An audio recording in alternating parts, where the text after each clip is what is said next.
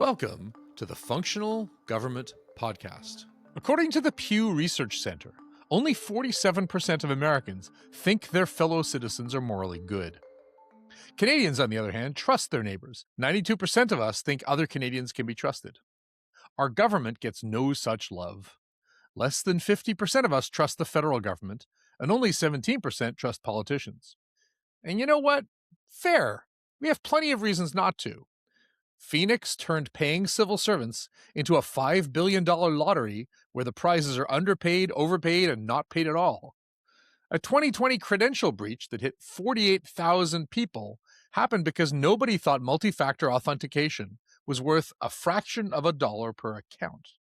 And in my native Quebec, a 2023 rollout of the Société de l'Assurance Automobile du Québec, SAC's, online portal cost more than $1.1 billion, double its projection, with a judge recently ruling that top management knowingly lied to the government for years.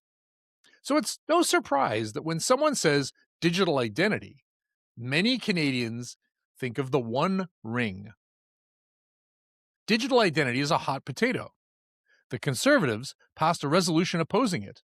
They said it would increase surveillance, profiling, and centralize personal data. The Liberals went to Parliament and read directly from a script. The Government of Canada is not implementing a federal or national digital identification credential. The BC Civil Liberties Association calls this kind of work the mother lode of all databases. So, everyone agrees, digital identity is dangerous, nobody's building it, and we can all go home. Except, Estonia has a single login for government services. They save 2% of GDP every year. Citizens get 5 working days back annually. You update your address once and every department knows. And you get to see what your government knows about you. Even more, you get to see when the government touches your file, by law, a timestamp of who and why that's tamper-proof and available in real time. So Estonia is the exception, right? Well, Ukraine centralized its government interfaces to something called the DIA app. Zelensky campaigned on it. It started small with driver's licenses and car registration, and then gradually expanded features. And when Russia invaded, the country didn't shut it down, they expanded it. It became a tool of digital resilience. Within days, Ukraine added services for displaced people, property damage claims, and even reporting enemy movements. DIA has 20 million users. 130 services behind a single, secure, multi-factor login, and it even supports passport biometrics. And it was built during an act of war. Maybe the question isn't whether digital identity is dangerous. Maybe the question is what fragmentation is costing us. To properly understand this, you need to recognize that digital identity isn't one thing. There's authentication, which is proving who you are. Each government service has its own username and password, and in 2004, the federal government of Canada built a thing called GC Key to try and fix this. But the Canada Revenue Agency said, no thanks, we'll build our own. And then we added logging in with your bank, which was easier, but it's still weird to trust a private for-profit company with your government login. And then the government in 2019 announces Sign In Canada. It's now 2026, and the project has been renamed GC Sign In, and it's in pilot with a handful of departments, and the CRA still hasn't joined. Budget 2024 allocated $25.1 million to this problem over 5 years. Having so many logins in the current government platform means that hackers only have to find the weakest link. It's like having a house with 60 doors. You can't guard them all properly. In 2020, a credential stuffing attack compromised 48,000 Canadians. Social insurance numbers, banking details, tax returns. One victim had $40,000 in fraudulent CERB and unemployment insurance claims filed under their identity. The CRA sent that person a bill, $6,018.97 in taxes and interest, on money criminals stole through a government security failure. Years later, he's still fighting to clear his name. The system hasn't failed us once, it just keeps failing. But authentication only proves who you are. It doesn't sign you into a service. For that, you need something called single sign-on. If you read the fine print on GC Key, it says GC Key is not an account. It's just an authentication service. you may need to separately register for each individual program and service.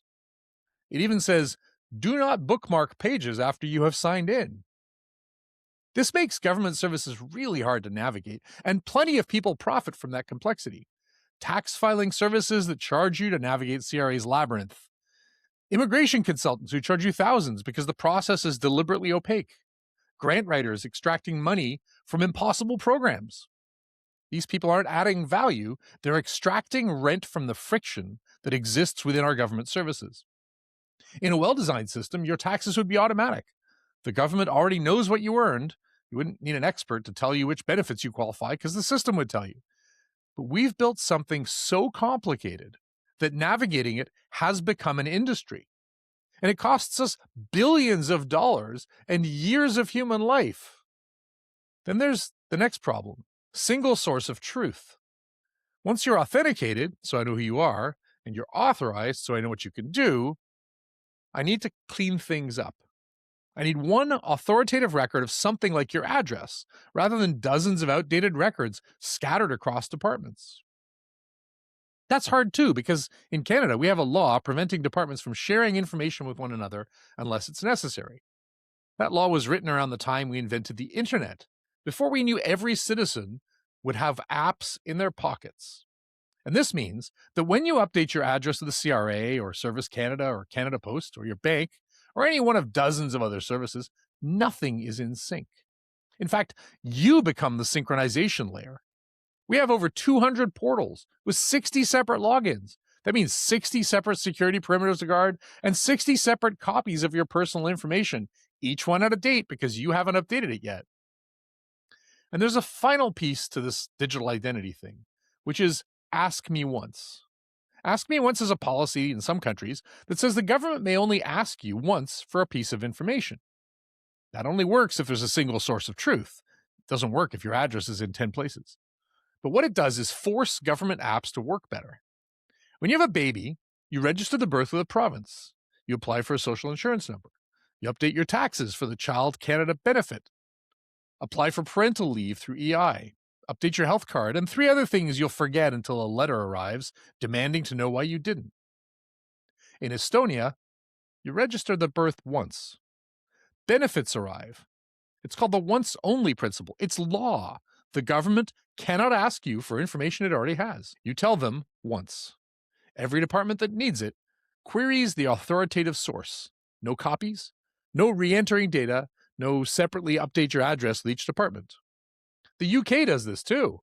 When someone dies in England, the family notifies once, and 2.4 million updates flow automatically to partner organizations every year.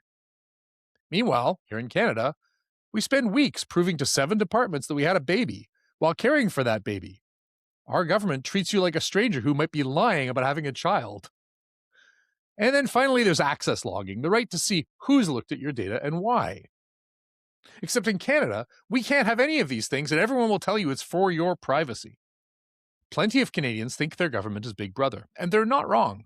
The government already knows an enormous amount: your income, your employment, immigration status, health claims, travel, benefits, debts.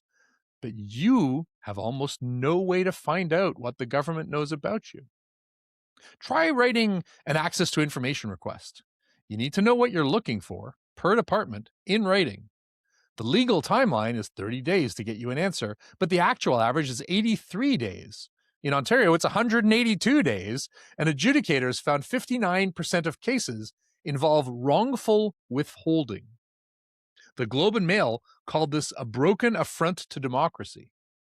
The current system gives the government maximum access to your information, and it gives you nearly zero visibility into what it has.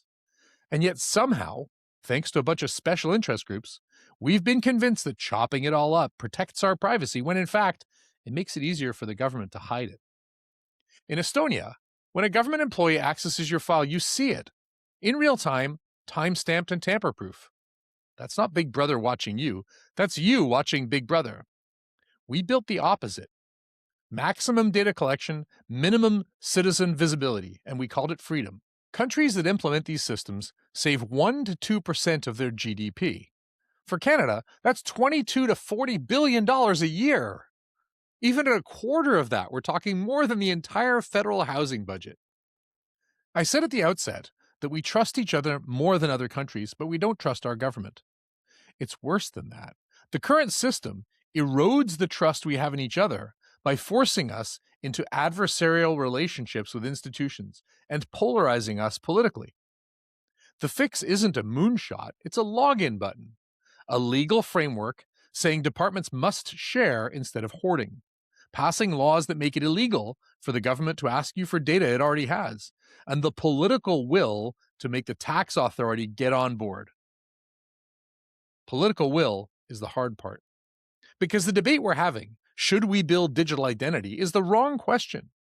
We already have digital identity. It's 60 broken systems, each with your data, none of them talking to each other, none of them letting you see what's inside.